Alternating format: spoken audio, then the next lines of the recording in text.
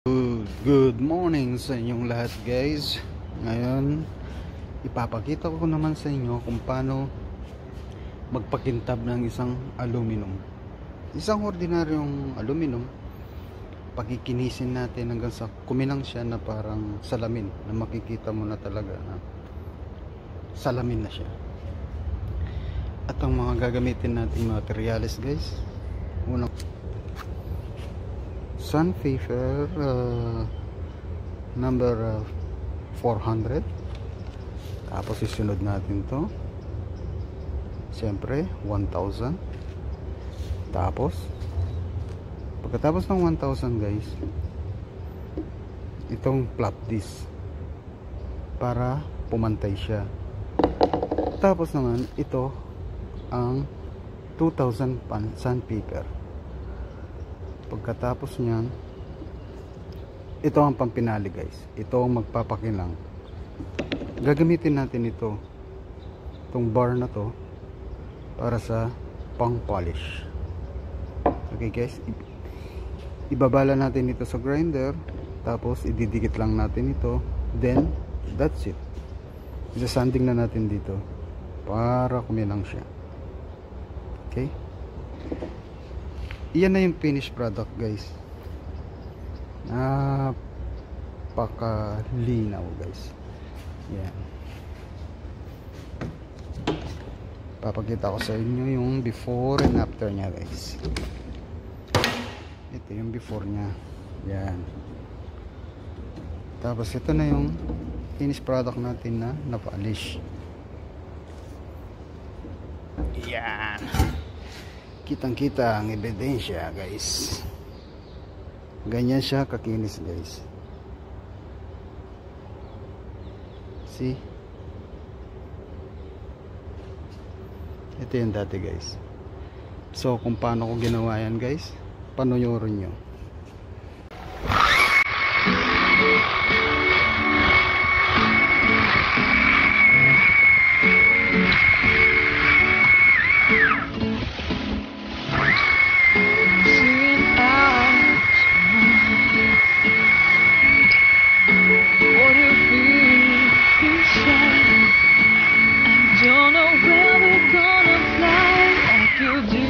Sometimes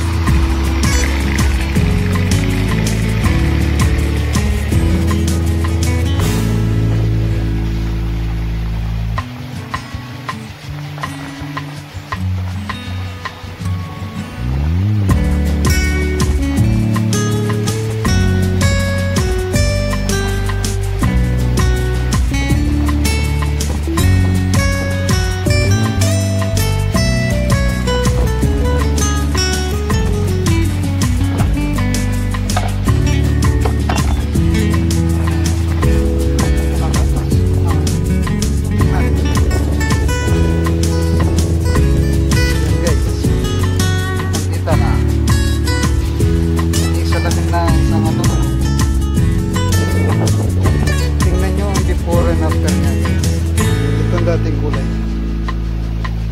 Pagkatapos polish, eto na.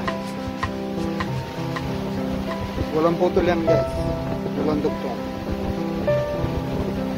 After, before.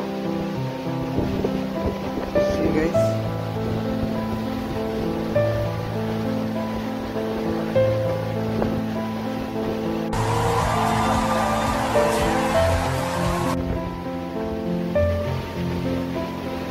Yan na siya guys.